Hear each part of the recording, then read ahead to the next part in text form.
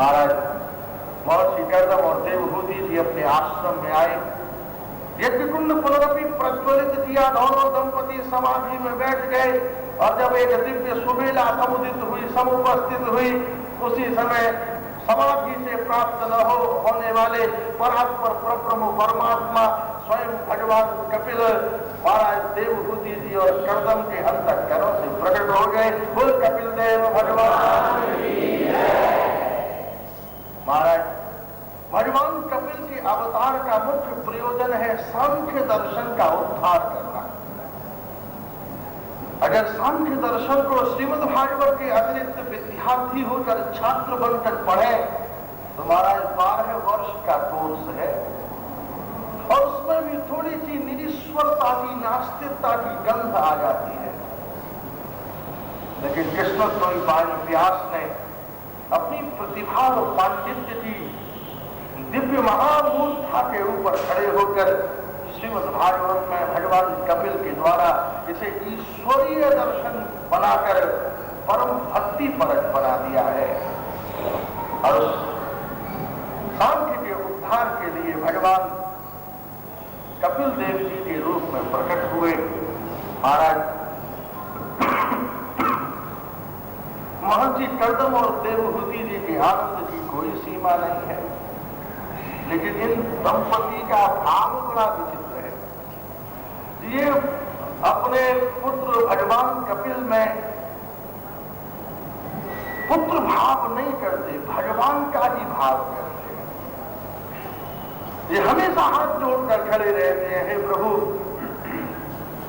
आप हमारे पुत्र बनकर पैदा हो गए हो, लेकिन वास्तव में आप हमारे पुत्र नहीं हो, आप तो हमारे पिता हो, हमारे स्वयं संपूर्ण ब्रह्मांड के नायक हो।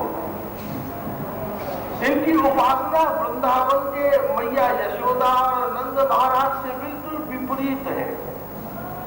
ये तो भगवान कपिल को अपना पुत्र मानने को तैयार नहीं है और मैया यशोदा भगवान श्री कृष्ण को भगवान मानने को तैयार नहीं है। ये तो अहर्निश महाराज भगवान कपिल को पुत्र कहकर ही संबोधन करते हैं, पुत्र कहकर वो महाराज निरंतर स्मरण करते हैं, बुलाते हैं। और ये महाराज कर्दम और देवहूति जी सदैव भगवान कपिल को भगवान कहकर बुलाते हैं। हे प्रभु आप तो ईश्वर हो, आप तो भगवान हो, आप तो प्रकृति पर हो, विश्वंभर हो, आप किसी के पुत्र नहीं हो, सबके पिता हो।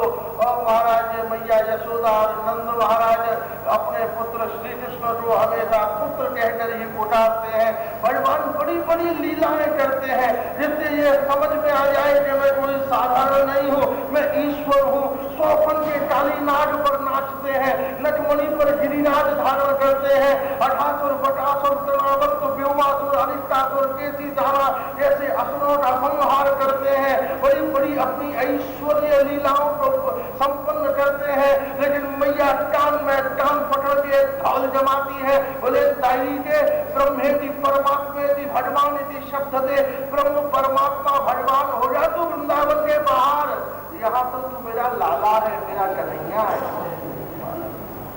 वह अपने पुत्र में भगवान में पुत्र भाव करते हैं और हमारा रस कैसे मिलता है भाव के द्वारा। भाव नहीं है तो रस भी नहीं है, रस और भाव का जोड़ा है। जब तक किसी के प्रति आपका भाव नहीं होगा उसमें रस नहीं मिलेगा। केले के प्रति आपका भाव नहीं है तो केला रस नहीं दे सकता, सेब के प्रति आपका भाव नहीं है, सेब रस नहीं दे सकता, मकान के प्रति आपका भाव नहीं है, मकान सुख नहीं दे सकता, एक बिस्तर के प्रति भी आपका मन में भाव नहीं है, वो आपको नींद नहीं दे सकता। भाव चाहिए। एक आप 200 रुपए की शर्ट पहनते हो, उस कपड़े के प्रति अगर तुम्हारी पूर्ण रुचि नहीं है, भाव नहीं है, तो वह आपको आनंद नहीं दे सकती, आपको पसंद नहीं कर सकती। इसलिए भावो स्वमेन भजताम रस काम धैर्यम तब राधिका चरण रेणु मनुष्मरामि। ये राधा कृष्ण का जोड़ा है, सीताराम जी का जोड़ा है, लक्ष्मी नारायण का जोड़ा है। ये वस्तु तो है क्या? बोले यह भाव और रस का जोड़ा है। प्रिया जी कौन है, राधा रानी कौन है? बोले भाव की मूर्ति है, महाभावेर स्वरूपा होन राधा ठाकुरानी, और श्री कृष्ण कौन है? बोले अखिल रसामृत सिंधु सार विग्रह, ये रस की मूर्ति है, ये भाव की मूर्ति है। प्रिया जी भाव देती जाती है और गोविंद उस भाव में अपना रस देते जाते हैं। इसलिए भाव और रस की मूर्ति है, बिना भाव से उसकी उपलब्धि क्या होगी? तो मैया यशोदा का पुत्र भाव है और कर्दम और देवहूति जी का ईश्वर भाव है। वो उस भाव से अपने आनंद का पोषण करते हैं, पालन करते हैं। एक दिन भगवान कपिल की अवस्था 5 वर्ष की हो गई, कन्या विवाह के योग्य हो गई। तो एक दिन महाराज पितामह ब्रह्मा नव ऋषि कुमारों को लेकर पधारे और उन 9 कन्याओं का उन नव ऋषि कुमारों के साथ विवाह किया। तो वशिष्ठ नाम महाराज जो उनकी एक अरुंधति नाम की सुंदर कन्या थी, उनका विवाह महर्षि वशिष्ठ के साथ कर दिया। अनुसुईया नाम की जो एक दिव्य कन्या थी, उनका विवाह महर्षि अत्रि के साथ संपन्न कर दिया। और इस तरह 9 कन्याओं का विवाह नव ऋषि कुमारों से संपन्न किया, उनको आशीर्वाद दिया और समस्त ऋषि कुमार अपनी अपनी पत्नियों को लेकर आश्रम से विदा हुए। तो पहले तो आश्रम में महाराज बड़ा कोलाहल था, 9 कन्याएं थी, इधर घूमती थी, खेलती थी। अब तो महाराज 3 जने ही रह गए, भगवान कपिल, देवहूति जी और महर्षि कर्दम। एक दिन संध्या की वेला थी, तरुछाया में महाराज महर्षि कर्दम और भगवान कपिल अभयमुद्रा में बैठे हुए थे।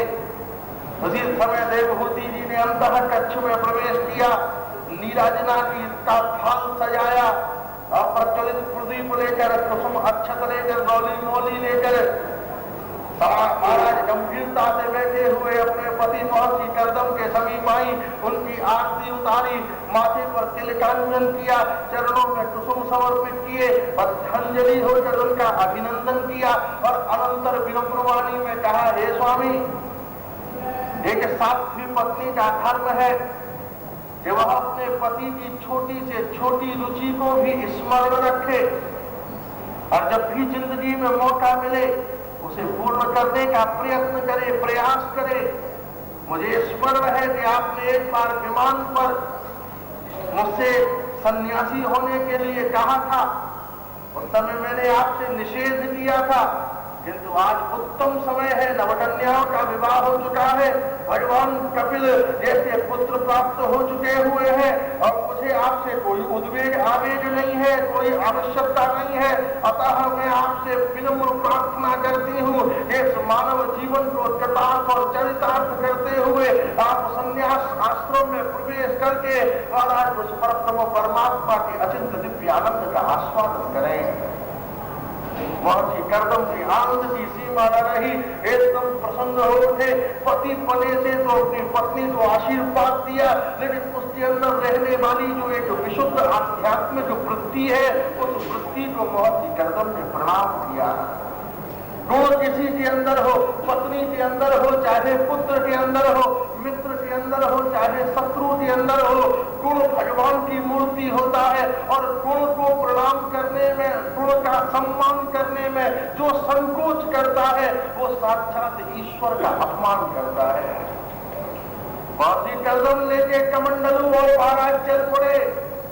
भगवान कपिल ने रोका, अरे पिताजी कहाँ जा रहे हो?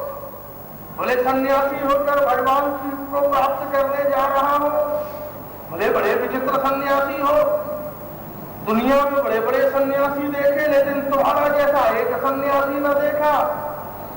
अरे लोग पत्नी छोड़ते हैं, बच्चे छोड़ते हैं, घर परिवार परिकर सुजुति समाज व्यवस्थाएं भोग विलास सबका परित्याग करते हैं। किसके लिए?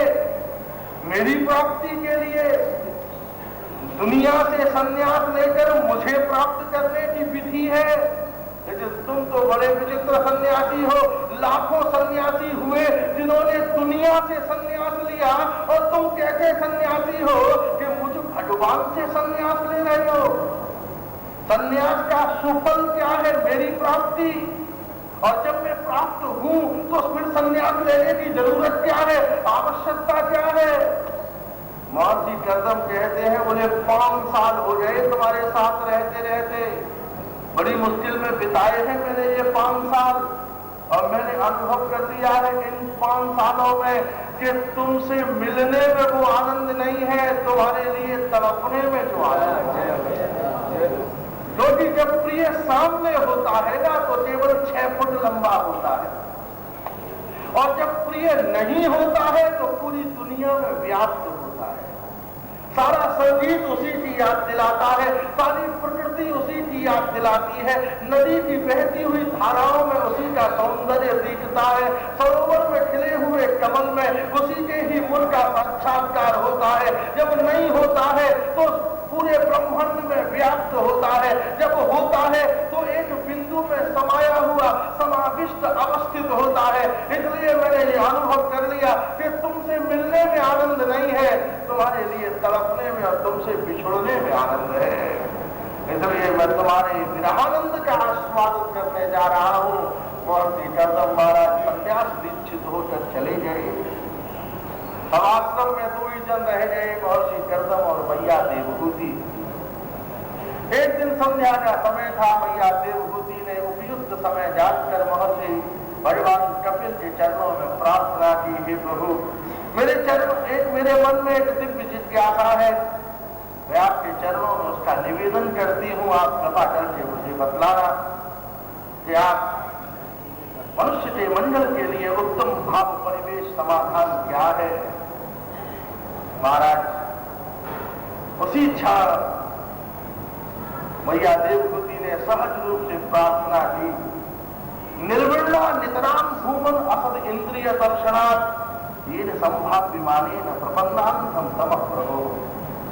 कल से आप सभी लोग इस बात का विशेष ध्यान रखें, जिनके पास समय कम है और जो पूरे समय कथा में नहीं बैठ सकते हैं वो पीछे बैठा करें और वहीं से चुपचाप उठ के चले जाया करें। जहाँ आगे आगे बैठते हैं फिर बीच में उठकर जाते हैं, इस कथा की मर्यादा नहीं है, हमें बाधा होती है।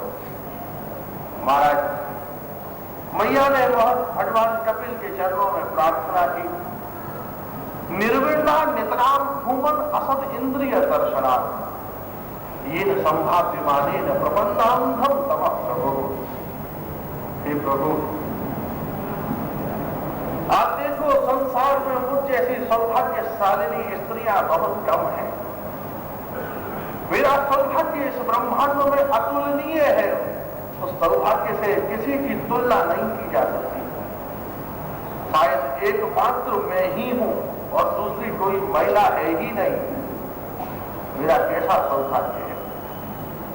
मेरे सौभाग्य की पराकाष्ठा है कि महाराज मेरे बाबा कौन है?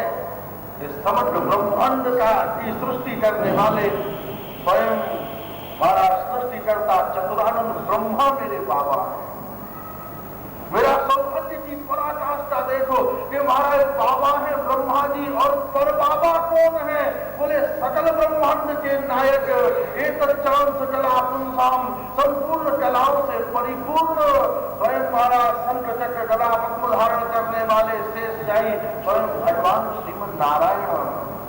नारायण पर बाबा है, ब्रह्मा जी बाबा है, सृष्टि के पहले पुरुष प्रथम मनुष्य महाराज मनु मेरे पिता है, महाराज प्रथम स्त्री शत्रुपा जी मेरी माता है, और मेरे सौभाग्य की कैसी उत्तरोत्तर पराकाष्ठा होती चली गई है कि महाराज मेरी सुंदर पति कौन है? महर्षि कर्दम, जो ब्रह्मा जी की छाया से अमैथुनिक जो प्राणी है, अप्राकृतिक जो जन है, वो महर्षि कर्दम मेरे पति है।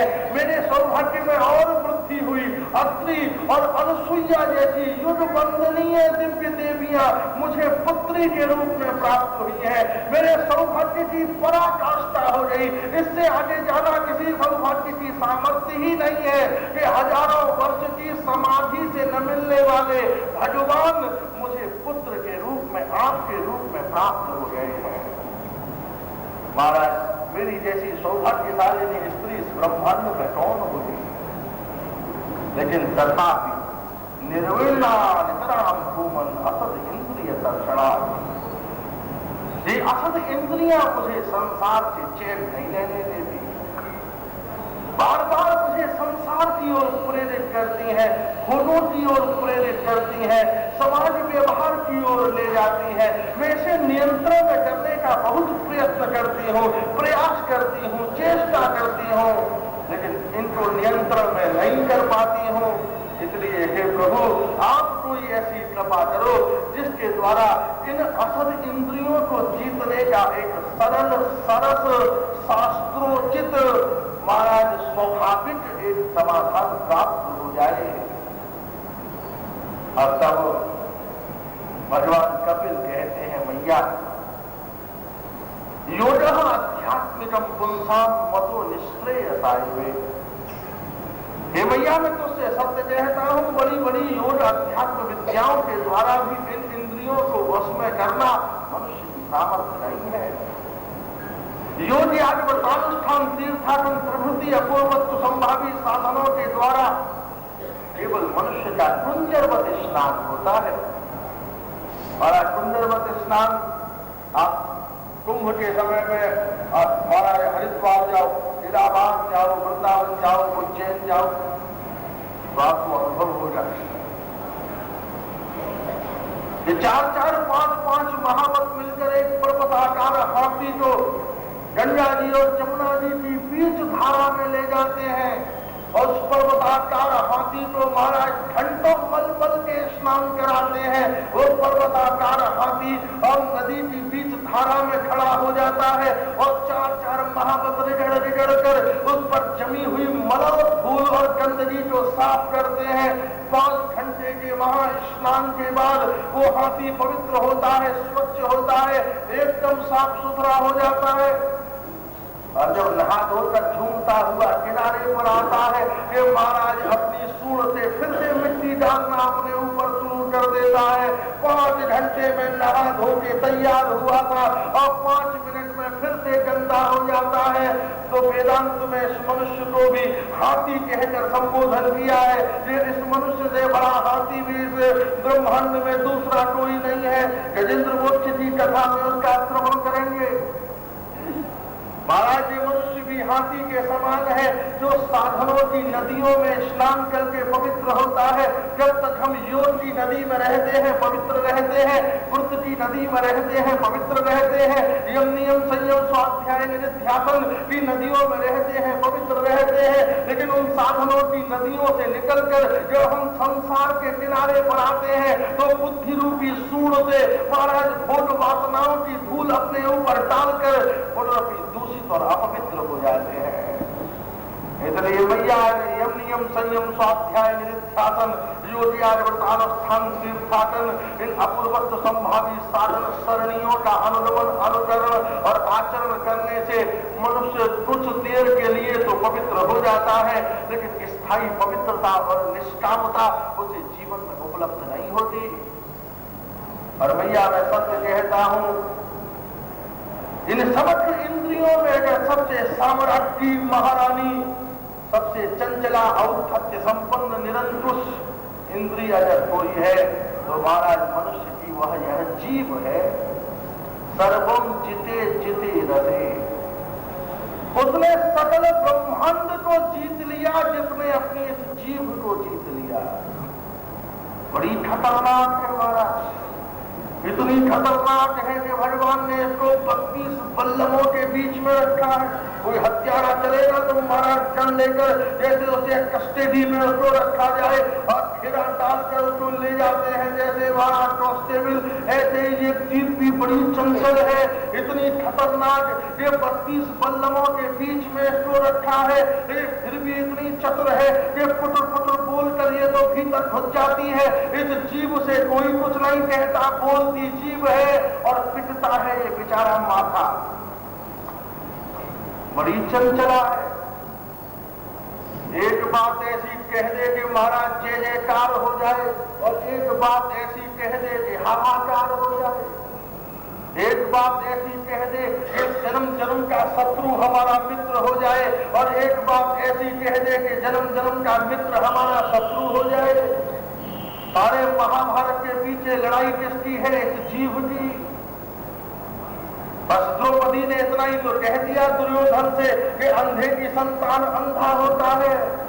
दुर्योधन ने कहा अब मैं तुझे दिखाऊंगा कि अंधे की संतान सूझता हुआ भी होता है।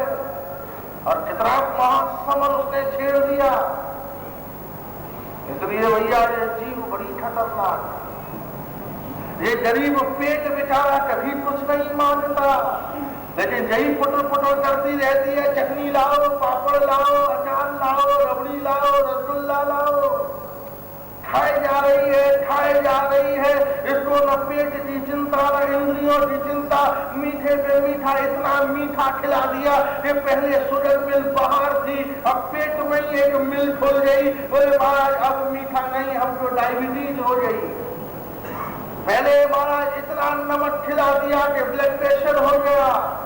इस सारे शरीर को रोग रात के केंद्र में दर्द में निपतित कर दिया है एकमात्र जीभ ने।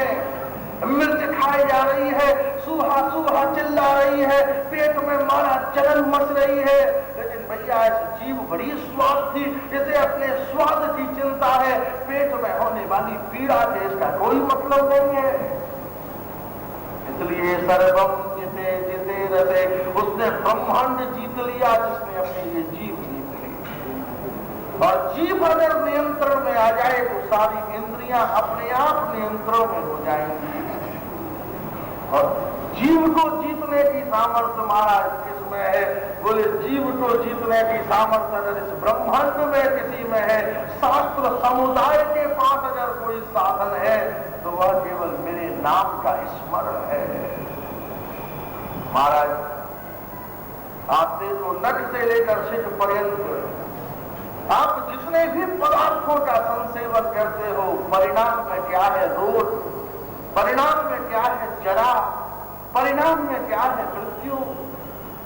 नमक की डेली कितनी देर स्वादिष्ट थी, जितनी देर इस जीव की नोट पर बैठी रही, और जैसे ही गले से नीचे उतरी उसने हमारा ब्लड प्रेशर बढ़ा दिया। मिश्री के डेले ने कितनी देर आनंद दिया, जिस दिन वो जीव के छिद्रों के ऊपर थी, जैसे ही नीचे उतरी तो महाराज उसने हमें डायबिटीज कर दी।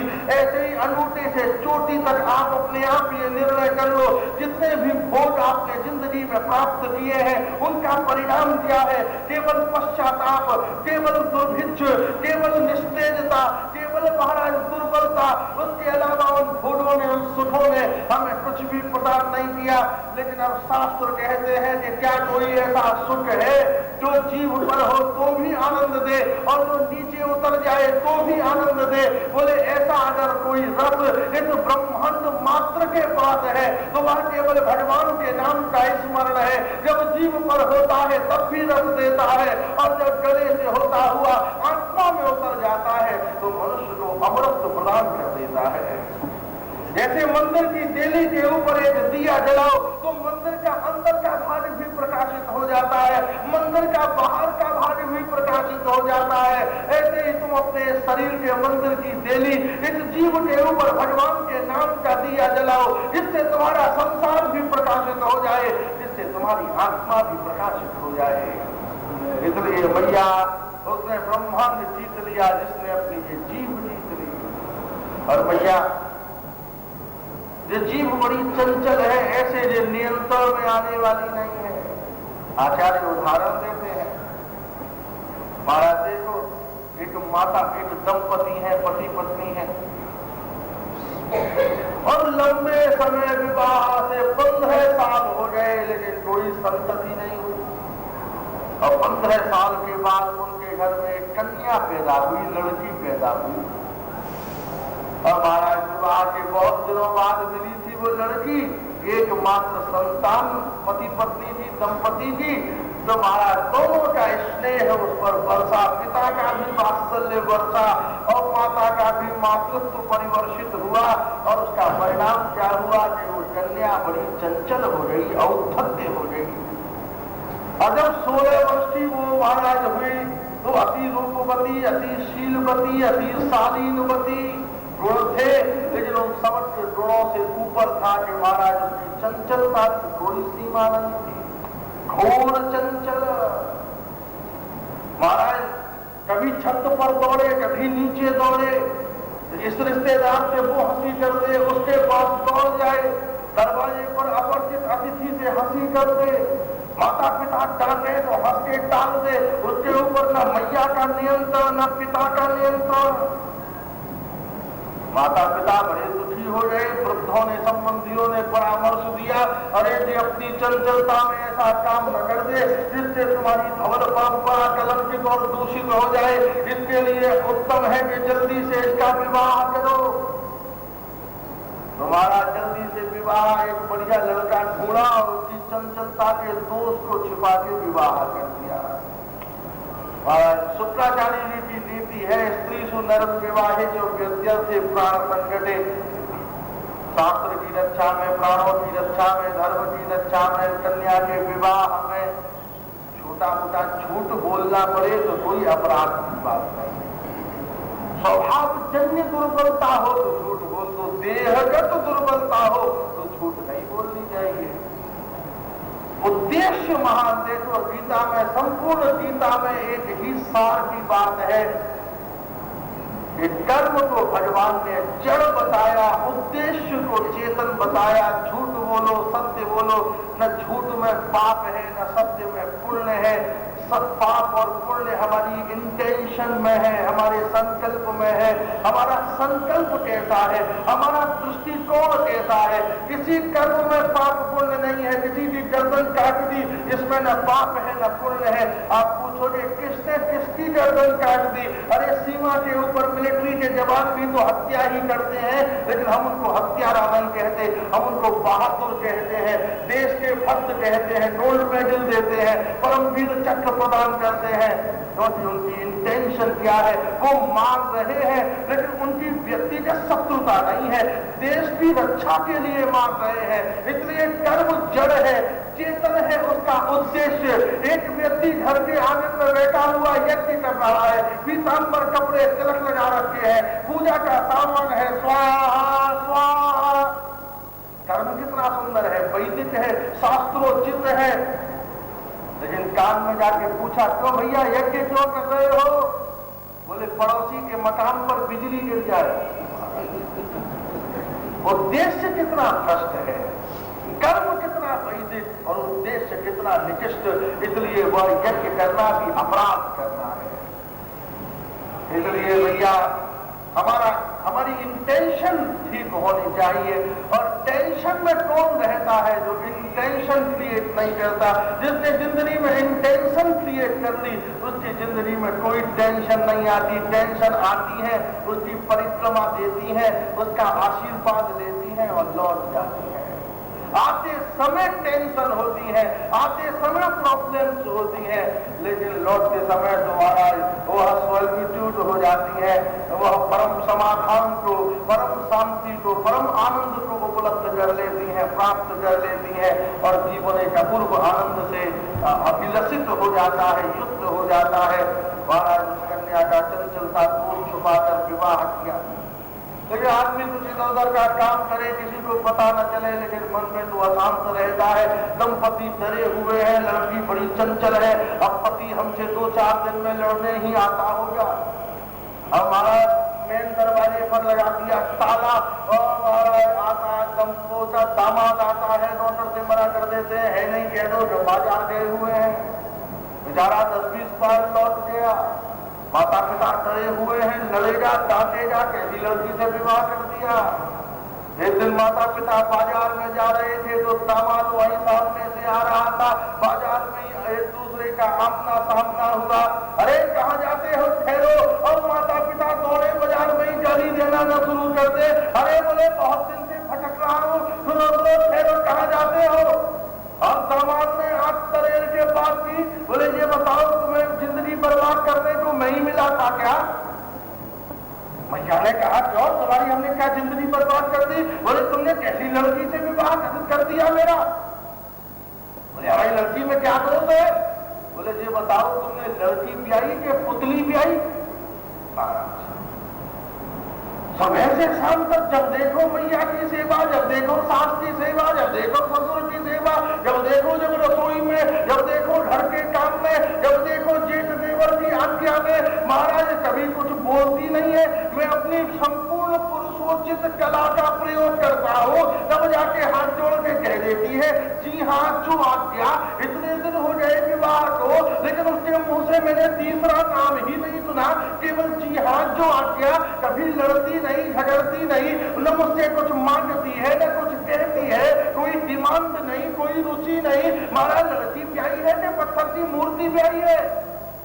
मैया के तो आश्चर्य की सीमा न रही, दांतों के बीच में उंगली दबा ली, बोले जे मेरे घर का तूफान वहां जाकर कैसे शांत हो गया? ऐसा परिवर्तन इसके अंदर कैसे हो गया? तो आचार्य इसी उदाहरण के साथ कहते हैं, बोले जैसे माता पिता के यहाँ की चंचल लड़की अनुकूल पति को पाकर स्थिरा हो जाती है और चंचलता का परित्याग कर देती है, ऐसे ही तुम्हारी यह जो चंचल जीव है ना, तुम भी इसका जल्दी से विवाह करो। ये तुम्हारे बस में होने वाली नहीं है। तुम इसका विवाह गोविंद के नाम के साथ कर दो। जब ये गोविंद के नाम को पति के रूप में पाएगी तो दुनिया की चंचल ये जीव भगवान के नाम को पति के रूप में पाते ही स्थिरा हो जाएगी और इसकी चंचलता निवृत्त हो जाएगी। तब ये सबके बिना रहेगी, नहीं रहेगी तो भगवान के भजन के बिना नहीं रहेगी, भगवान के ध्यान के बिना नहीं रहेगी। इसलिए मैया केवल इस भगवान नाम स्मरण के मंडल में भाव द्वैत के द्वारा ही उस परम आनंद को उपलब्ध प्राप्त किया जा सकता है। तो भगवान का नाम हमारे जीवन में समुदित हो, समुपस्थित हो, हमारा संपूर्ण व्यक्तित्व शास्त्र सत्संग गुरु जी नाम के द्वारा हमें पूर्ण मनुष्य बनते हैं, पूर्ण धार्मिक मनुष्य बनते हैं। और धार्मिक मनुष्य कोई निष्क्रिय या कर्महीन मनुष्य नहीं होता। एक पूर्ण मनुष्य का क्या लक्षण है? पूर्ण मनुष्य वो है जिसके हाथ तो कर्म बन जाए, जिसकी आंखें ज्ञान बन जाए, हाथ में कर्म का वास हो, आंखों में ज्ञान का वास हो, बुद्धि में वैराग्य का वास हो और हृदय में भक्ति का वास हो। हृदय भक्ति से युक्त हो जाए। अगर हृदय में भक्ति है तो तुम चाहकर भी किसी का अनिष्ट न करोगे। अगर बुद्धि में वैराग्य है तो छोटी छोटी सुविधाएं तुमको अधर्म करने पर विवश नहीं करेंगी। अगर तुम्हारे हाथ में कर्म है तो तुम अपनी इंद्रियों के पोषण के लिए किसी के आगे हाथ नहीं फैलाओगे। अगर तुम्हारी आंखों में ध्यान है तो तुम बड़ी से बड़े पर्दों को फाड़ कर भी उसके परलक्ष्य और सत्य का बोध प्राप्त कर लोगे।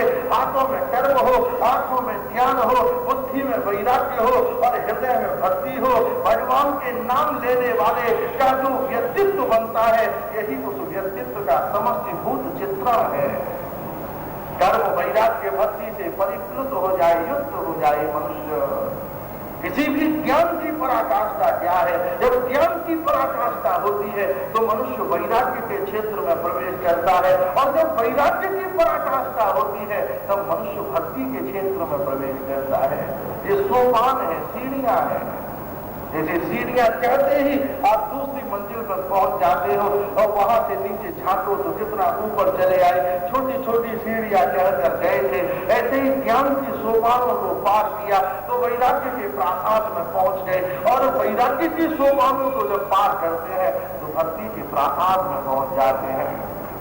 महाराज मैया उस परम भक्ति के अमृत में परतत्व का आस्वादन करके तृप्त हो गई और भगवान कपिल महाराज समुद्र के किनारे कुटी बनाकर सत्संग करने लगे और मैया देवभूति भगवान का ध्यान करती हुई भगवत चरणों में, भगवत धाम में अवस्थित हो गई। महाराज मनु की दो पुत्रियां और है, आकृति और प्रसूति। एक का विवाह प्रजापति रुचि के साथ संपन्न हुआ और एक का विवाह दक्ष प्रजापति के साथ संपन्न हुआ। दक्ष प्रजापति की अनेक कन्याएं उत्पन्न हुई, उसमें से कुछ का विवाह धर्म के साथ किया और उन कन्याओं में जो ज्येष्ठ कन्या थी सती जी, उनका विवाह भगवान शिव के साथ संपन्न किया।